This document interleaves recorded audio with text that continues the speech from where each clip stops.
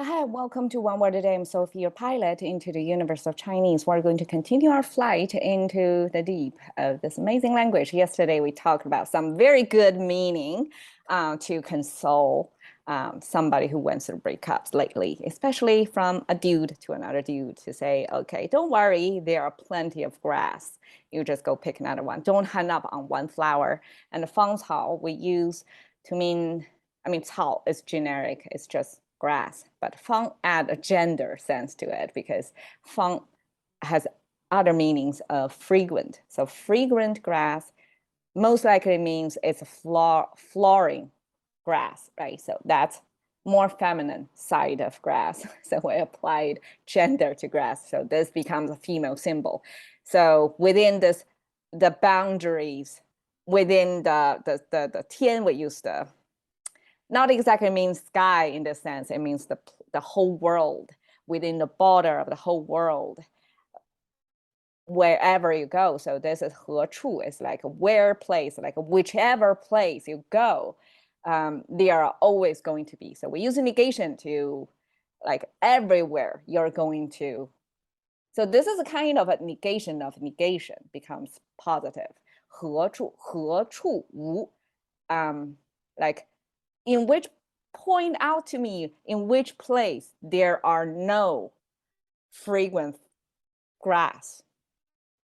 So that's a way to say, can you find anywhere without such grass? That means everywhere there is grass. I hope that makes sense. Make a logical sense. So today we're going to continue with cao. So now we don't have this fang feminine symbol next to cao. Cao becomes genderless.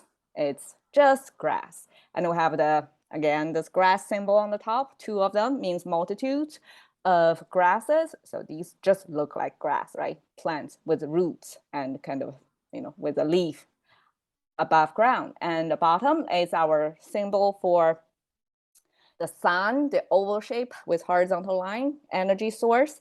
That's our sun symbol. And then we have this, the fruit with the shell kind of bursting open from the shell. So that's something kind of ripening. We have the sun shining on a ripening plant. And that's collectively, this bottom part, we use that as a way of saying morning. Probably, I don't know, the fruits are going to crack open in the morning. Probably that's why, but this is morning. It also makes sense of, having the sun, sun over there too. A lot of times we use sun in our concept of time in the day, right? So this is morning. And morning, grass together make the concept of generic, genderless grass. Okay. Jian, we have again the grass on the top, multitudes of grass. And then we have this arch with a chimney. When you see an arch, it's a space. When you see an arch with a chimney, it's a human space. So there are human activities involved underneath that domain. And we have kind of this shape. Before we met this symbol, similar looking symbol, except there are three of these. So here, there are only two of them. The one with the three of that means this is tall ground. That's some cliff, like edge of a mountain or somewhere that you cannot really scale up and just climb over. You have to walk around it. It's a blocking. It's a border. So all kinds of like terrain related symbol. But over here, only two of them. So it's not exactly the same anymore. I interpret it as, okay, these are kind of a mouse symbol. We have the mouse symbol looking like this. This is a mouse symbol, kind of a block, but with two corners of the mouse sticking out, upward turning. And here, not exactly upward turning, but it's kind of a block, and two blocks bind together. That means multiple mouses. And ancient time, we use mouse as a speaking symbol. We also use mouse as population, as head count. We often say in our census survey, the question will ask, how many people in your household, right? That's the English expression. But Chinese, whenever we ask for a quantity, we will add a measurement of unit to that. And for the head count, in English, it's head count, right? In Chinese, it's mouse count. How many mouse in your family? That's the Chinese expression. So interesting, right? Because it almost, geez, I just realized that. So it almost like in English speaking, head count, head is a function of your mental activity, right? Your cognitive power, your head, your kind of your intellectual. That's the whole head symbol. But if a mouse, it means somebody you have to feed. It's your burden. It's your head count in the sense of counting how much crops you need to produce to feed them. So that's probably why.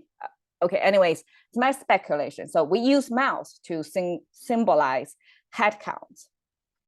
So, and they are kind of linked together. So it's like organized population under this human managed space.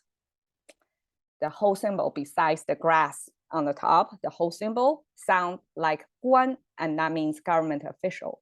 So it kind of gives you a sense of within that domain, within that man-managed space, there are population, organized population, probably they're registered. I mean, in ancient China, we also have this residence register, like within a county, how many people exactly living there. Ancient times, government also have the sense of counting heads, like counting mouths. Okay, so this is basically government officials symbol. And we have grass over there. According to some scholar, this is a type of grass, but according to other scholars, this is a type of regarding the general population, which are the mouses to feed, almost like grass, like in the same attribute of grass. So grass to this government officials, I mean, people to the government official, they are governed. They are these mouths to count, and their significance to the government is like a grass to them. 草菅 basically means value as much as grass. And 人, this is ancient way to say almost like an R looking character, right? But it's a ancient representation of human. And then 命. Finally, I figure out that this triangle thing. So we have this arch, not arch, but pointed rooftop, almost like a pyramid shape, right? Pyramid is symbol of power in ancient Chinese too. This triangle shape is a symbol of power, of governing. And this is our sky symbol, right? I finally figured out. So if the sky is above person, that is, to give you the sense of, okay, the sky is over you, above you, beyond your control. But here, if this rooftop is above the sky, that means it's the government governing, not exactly a agency, but authority over this area, the sky in this zone. So it's, your local government basically. And depends on how big is the sky. Basically, that's the territory of governing, right? So this governing, including the sky below it, like the whole resources, the population, all managed under this roof. So that's the government, the authority, whoever has the power of your life over there. And this is a kneeling human figure. According to scholars, this just showing this human is not standing tall. It's kind of hunching over. It's kneeling. It's like somebody who is in submission position. And we have the mouth symbol as a speaking. So speaking, and the right side means to giving orders, governing over these people by speaking. And according to some scholars, this means the order, the words given to the person. Here, it doesn't mean the local government. This governing agency actually means the world, the unknown, the superpower, the divine. However, you interpret it. And that's a Chinese concept to say that's your destination. It's somebody's will beyond your own control, governing over your life. That's your script of your life.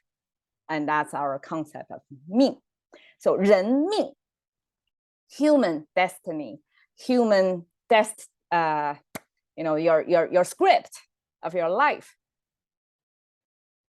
regarded as if it's grass. And I put a govern here because below that grass is this government official concept. So this government from the perspective of the government authority, human lives, human destiny, human script, their mission in life of these humans, the people that they govern, are just as valued as grass, which is plenty, which is everywhere, which is very devaluated, which is cheap. So I translate it as a grass life, like life as cheap, but as have a strong survival means. Like you don't really need to care for grass, they just grow. You don't need to, give them much rights or feed them mouths. They are self-sustained and they are as cheap as grass. So that's 草菅人命. It's a little bit, wordy to understand, but it's basically treat human lives valued just like grass.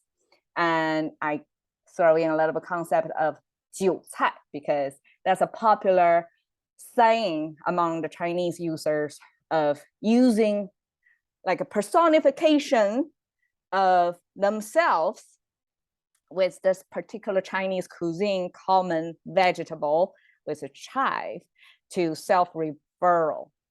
So it's like this chive that grow plenty in nature is used to be personified to refer to the commoners.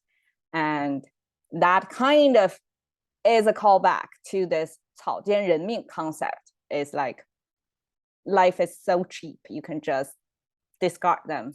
You don't need to care for them. They grow them on their own, and you can easily get rid of them, just like grass. A little bit heavy, but that's part of the language. That's part of the, I guess, the value implied in this expression, 草菅人命. Cash into the currency of language by one word a day. See you another day.